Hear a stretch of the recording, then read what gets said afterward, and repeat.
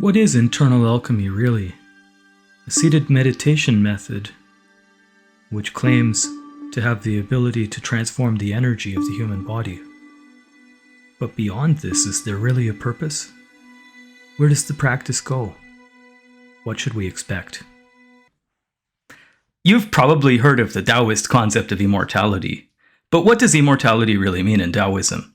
The term xian actually doesn't mean immortal. It's a combination of the word ren and shan. Ren means person and shan means mountain. In other words, people who live in the mountains and practice Daoist cultivation exercises. The term immortal has changed its meaning over many generations. In the early days, people such as Gohong believed that immortals were essentially people who had performed meritorious acts and, as a result of their merit, were for some reason favored by the heavens, thus being able to ascend beyond the worldly realm and fly away, for instance, to the Daoist magical island of Penglai, where people never die and their bodies are incorruptible, etc., etc. Of course, there are many different types of ancient stories about immortals that don't follow this particular storyline, but you have the basic idea. However, when we talk about immortals relative to contemporary Daoist practices such as internal alchemy, then it's important to understand the difference between this concept and the earlier concept of people who achieved incorruptible bodies as a result of meritorious acts. So internal alchemy uses the idea of immortal essentially in the same way the Buddhists use the idea of enlightenment or liberation. So to become free in some way of the mortal coil. Typically, from the perspective of internal alchemy practice, this is done through meditation. Now, the Daoist religion may have a more nuanced or more complex view of how one becomes an immortal, and it may also be related to various elements of meritorious actions, performing ceremonies and rituals, etc., etc., and of course for Daoist priests to help the lay community with their problems. But if we talk about it strictly from the perspective of internal alchemy, immortal means something like enlightenment. Now, having said that, even this concept in internal alchemy has changed over the centuries. Today, I'd like to talk specifically about Shi Jianwu's concept of five types of immortal. So Shi Jianwu was a Daoist figure during the late Tang Dynasty, but sometime around 700 or 800 AD.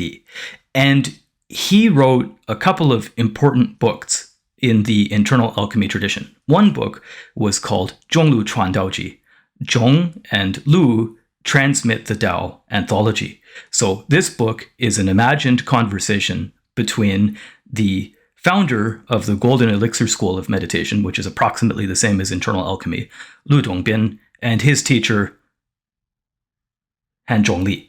So the conversation is about all kinds of different facets of practice and the theory of internal alchemy, but then it also touches on, at the start of the book, the concept of immortality. So Shi Jianwu in this book discusses 5 types of immortals, or 5 types of liberated people who are liberated through their Daoist practice. So in this video, I will explain what those 5 types of immortal are, how they become immortal, what it means to become immortal in that context, and then how we should think about it, or how we can think about it as modern people who practice internal alchemy meditation. According to Shi Jianwu, there are 5 main types of immortal. The first is called Gui Xian, ghost immortal. The second is called Ren Xian, human immortal. The third is called Di Xian, or earth immortal. The fourth is called Shen Xian, or spiritual immortal. And the fifth is called Tian Xian, or heavenly immortal. These different types of immortals vary relative to not only how they achieve liberation, but also ultimately what happens to them after they achieve liberation. Let's start with Gui Xian, or ghost immortal.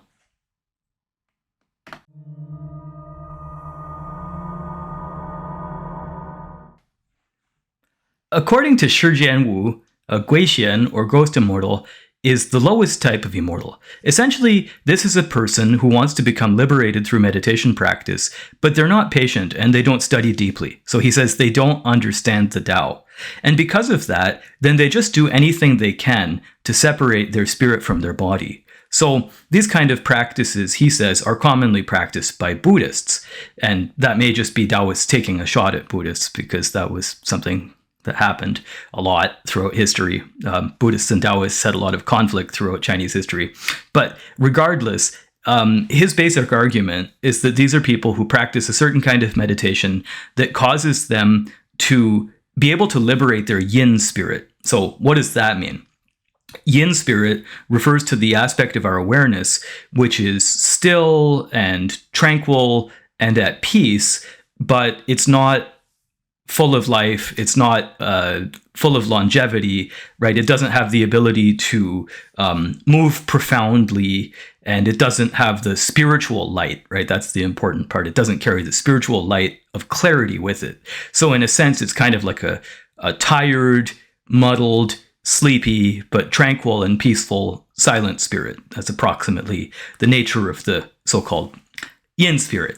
And so the question is, how do people achieve this level of immortality?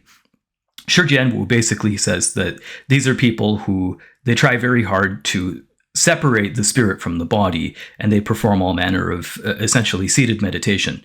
I've seen some articles on the internet that claim that this is related to the practice of powa, or using the, let's say, trying to open the fontanelle and getting the spirit to leave through the fontanelle. But I don't know necessarily if that's true or not. That's just some conjecture that I've seen in articles on the Chinese internet. So the essence of Ghost Immortal, anyway, is that they achieve a low level of realization effectively through seated meditation. But they're very serious practitioners. The problem is that they don't know how to practice properly, at least according to the concept of Daoist internal alchemy. And so as a result of that, even though they practice very seriously and they're very severe and they achieve some level of achievement or some level of realization, they don't go all the way for sure. Actually, they don't even go part of the way. And the ultimate result, according to Shi Jianwu, is that after their bodies die, essentially they're in a state of limbo where they don't reincarnate, they just stay in the world as ghosts. So Shi Jianwu says, actually, this kind of level of practice is laughable. It's definitely not the real thing, and you definitely shouldn't go for it, because if you do it, you won't really achieve enlightenment, and on top of that, you won't even necessarily be able to reincarnate to try to achieve enlightenment later. Although I think ultimately he says that all of these different levels of immortal, before the level of heavenly immortal, which we'll get to last, are all eventually able to reincarnate so they can have another go at it. Whether you believe in that or not, okay? But anyway, the basic idea of Ghost Immortal is you don't want to go after it. But then the question is, as modern practitioners, how should we think about this? In my opinion, a Ghost Immortal can be very well related to people who practice all kinds of fad meditations. They're very serious practitioners, but they don't really get their teeth sunk into the actual theory of what makes meditation work.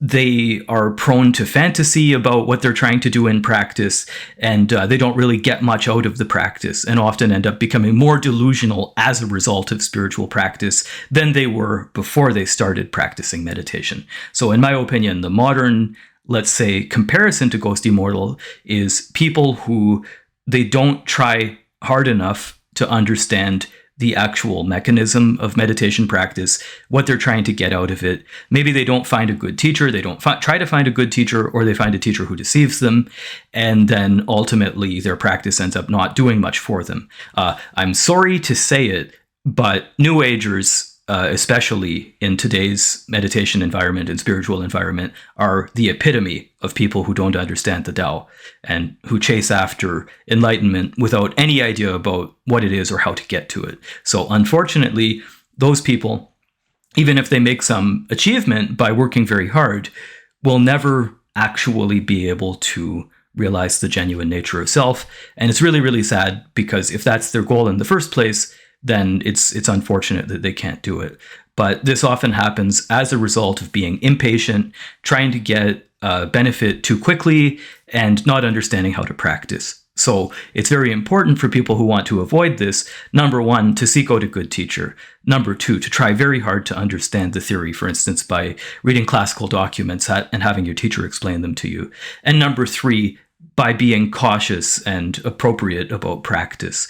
You want to practice in such a way that you'll be able to gain longevity, practice for a long time, and make gradual incremental progress rather than trying to do it all at once. Because if you try to do it all at once, typically you'll either hurt yourself or you'll end up with some sort of imbalance in your achievement, and that would be unfortunate. So that's the basic of Ghost Immortals, and in my opinion, how to avoid it.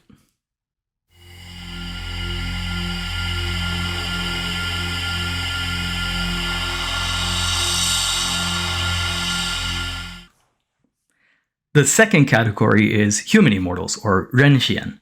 Human immortals are essentially people who practice Daoyin. That's what Shi Jianwu said.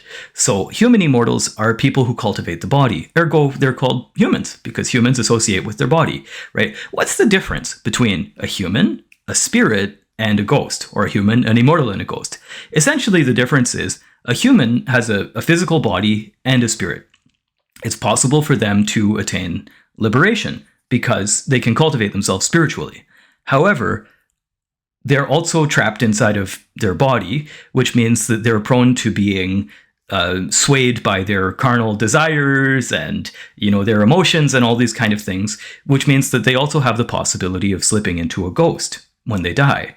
A ghost, on the other hand, is a dead person who doesn't have any choice, right? They only have a flickering yin spirit, and they're not able to liberate themselves. They're forced to stay in the world for a certain period of time, to let's say, undergo penance for the bad things that they've done in their lives, right? Again, these are religious ideas approximately, or at least cultural, spiritual ideas. You don't have to follow them if you don't want to. I'm just telling you the rationale.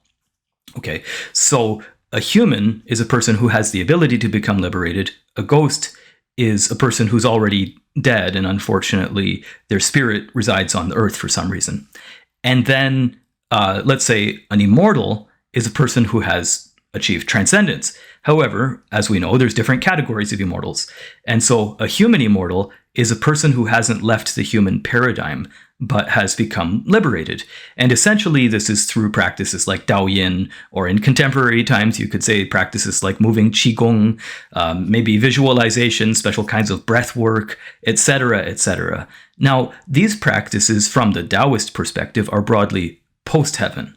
Post-heaven means that they're done by using the conscious mind and regular awareness. So certainly you can generate qi, certainly you can improve the condition of your body, certainly you can even improve the condition of your mind, but it's hard to practice genuine spirituality, at least from the perspective of internal alchemy, by doing things like Daoyin, Qigong, Taiji Chuan, etc. However, it is definitely possible to cultivate yourself significantly, become more healthy, potentially live for longer, right? We don't know if that will happen or not, but we can say potentially live for longer and at least greatly improve the quality of your life. So people who did that very seriously in ancient times, or in medieval times, let's say, they were understood as being able to obtain liberation to some extent, and therefore they can be called human immortals.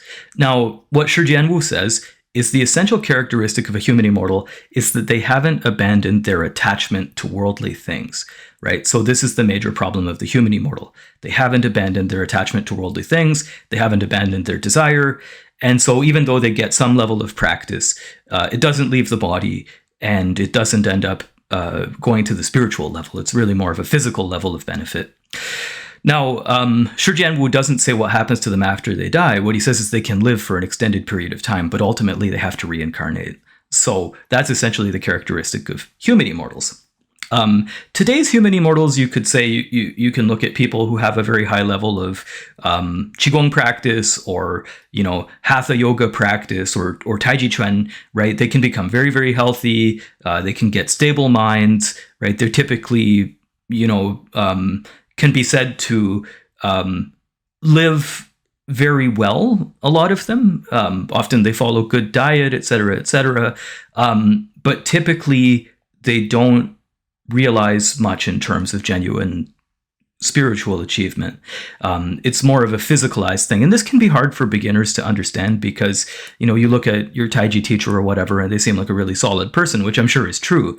But if they don't practice meditation in some way, then they just can't get in touch with that aspect of the spirit. And so we'll look at that a little bit more going forward as we discuss earth immortals, spiritual immortals, and heavenly immortals. And hopefully you'll be able to understand better what those concepts mean, and then why it is that an earth immortal still isn't able to spiritually advance as much as these other level of practitioners. So again, it's still very respectable to practice in this way, and you can get a lot out of it. And I would say that the majority of people who are trying to, take care of themselves through physical exercise and focusing their mind and stuff like this, they have the potential also to practice at this level. It's amazing if you meet somebody who's very talented at practicing Tai Chi Chuan, for instance, and they've been doing it for their whole life. Certainly, in some way, they're liberated compared to people who don't do any kind of practice, right? So that's really a good thing, and it's worth doing. And I'll talk a little bit also about how to combine different practices later in this video or in another video, so that you'll understand that these things exist in a continuum rather than being separated.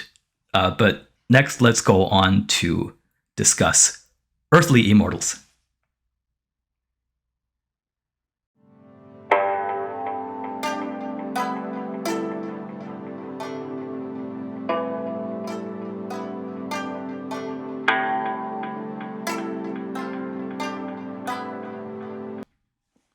Okay, now let's talk about Earth Immortal. So an Earth Immortal is essentially a person who has completely transformed the chi of their body. So in Neidan practice, the idea is that we have this original essence, which is hidden deeply within the body, somewhere around the level of the umbilicus, between the umbilicus and the kidneys, technically. And when we meditate, focusing on the lower dantian, over time, that essence can be warmed up and it can be transformed and become chi. And then the chi, which is called Zhenqi or true, technically Zhenqi is a different thing. You can say that it's affected by the Zhenqi or the true qi. It moves along the body via the spine to the brain, and then it nourishes the brain. It enters into the saliva in the mouth, and then when it's swallowed, it's carried back down to the area behind the umbilicus, and people will meditate and collect the qi there over time, and eventually it becomes strong enough to fill the whole body. So, according to Shi Jianwu, an earthly immortal is approximately a person who completes that process. So they're able to generate the longevity benefit of Daoist practice, but maybe they don't become spiritually enlightened. So it's considered to be sort of a low level, but still good achievement. Shi Jianwu essentially says, human immortals and ghost immortals, you just shouldn't do it. It doesn't really liberate you that much. But an earth immortal is a person who is able to establish the basis from which they could achieve a higher level of practice. So if a person masters that practice, then you could say that perhaps they've opened the small heavenly orbit, or the large heavenly orbit, maybe even, depending on how you view it. But remember, in Neidan, these terms are specific. Small and large heavenly orbit don't mean the same thing as they do in Qigong. It's a different type of practice, and it's much more involved. It requires a higher level of skill to be able to achieve those in Neidan practice than it does in Qigong. So essentially, this type of earth immortals are able to completely transform the energy of their bodies, but maybe they don't achieve true spiritual liberation. So again, if they perhaps they can live longer, or at least they live healthier lives, right? Because Neidan isn't really about living for a longer time. It's really about improving quality of life through energetic and spiritual realization. So maybe they can do that, but ultimately they don't become spiritually liberated, meaning, according to Shi Jianwu, that they have to reincarnate and try again. But on the other hand, if a person becomes an earthly immortal and then they continue to practice properly, there's some possibilities that they could become a spiritual immortal or even a heavenly immortal. So let's try to understand those ideas and talk about spiritual immortal next.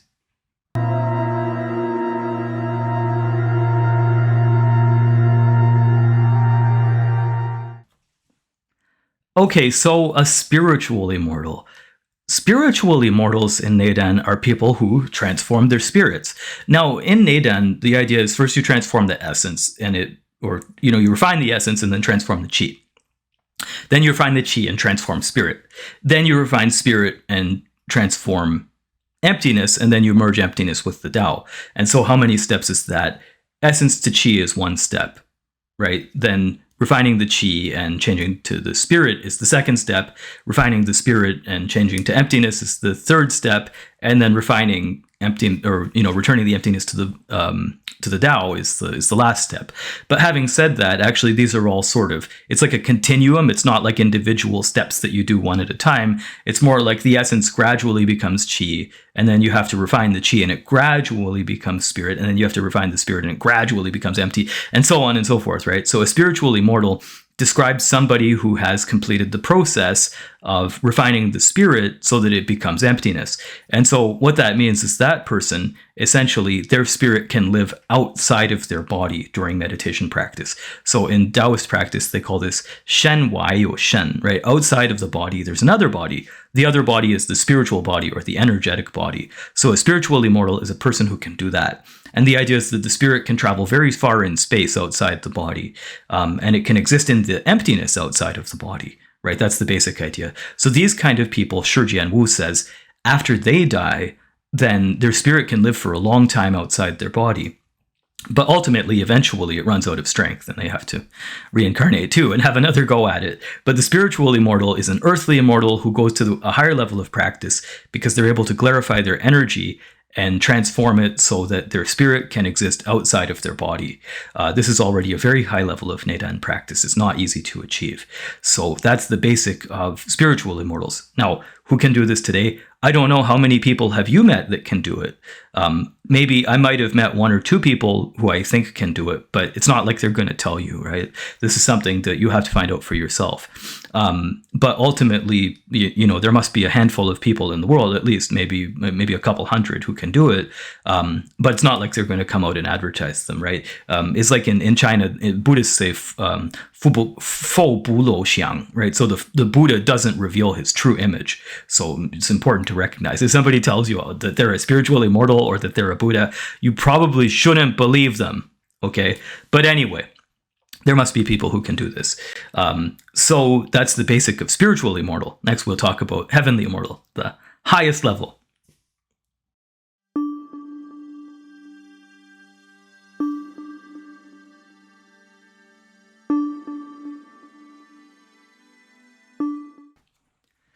Okay, so a heavenly immortal is a person who is able to transcend even the spirit. It means that ultimately their spirit returns back to true emptiness and it merges with the Tao. This is considered to be the highest level of Daoist practice, because Daoist practice really is about returning to the Tao and being in harmony with it. So it's hard to explain this, especially because I haven't done it, and I haven't done the spiritual immortal thing either, by the way. So at this point, it's reading books and, trying to understand them and to some extent conjecture. But it's okay. I think we can still talk about it. The idea basically of the Tao is that it exists in non-being, and it's the creator of both being and non-being. And so everything in the world that you see, whether it is a physical thing or a non-physical thing, whether it, has a stable existence or whether it doesn't exist, whether it's full or empty, etc., these things are all generated by the Tao. So the Tao is the original state that does that. And so it's beyond fullness and emptiness, right? So whereas the spirit is the realization, a gradual realization of emptiness and the gradual realization of the pure yang state becoming empty, the Tao itself has neither emptiness or fullness. And so being in harmony with the Tao must be in some way related to being in harmony with that original state. And so the idea is this is the only type of practitioner that doesn't reincarnate, because there's no more even consideration of existence or non-existence, right? So in Daoist texts, they call it bu sheng mie, right? So bu sheng means not to be born, bu mie means not to be extinguished or not to die. And so again, it's exactly the same as the concepts in Buddhism, right? The person, they're not born and they don't die, therefore they don't reincarnate. So that's the meaning of a heavenly immortal. And the idea is that a spiritual immortal, if they cultivate themselves to a high enough level, can ultimately become a heavenly immortal and completely ascend life and death, therefore not reincarnating and being completely liberated. So that's the basic idea of the 5 immortals.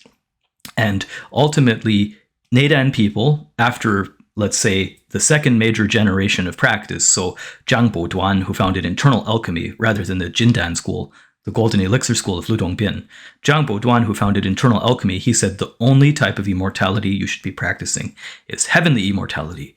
What does it mean? It means that don't waste your time, according to Zhang Boduan, doing qigong and different kinds of visualization practice and stuff like that. Just get straight to practicing pre-heaven, real practice, generate the true yang energy, and ultimately try to become liberated. That's his opinion. Now, again, whether or not you should practice different things like qigong and taiji, I think as modern people, you definitely should do something to keep your body healthy.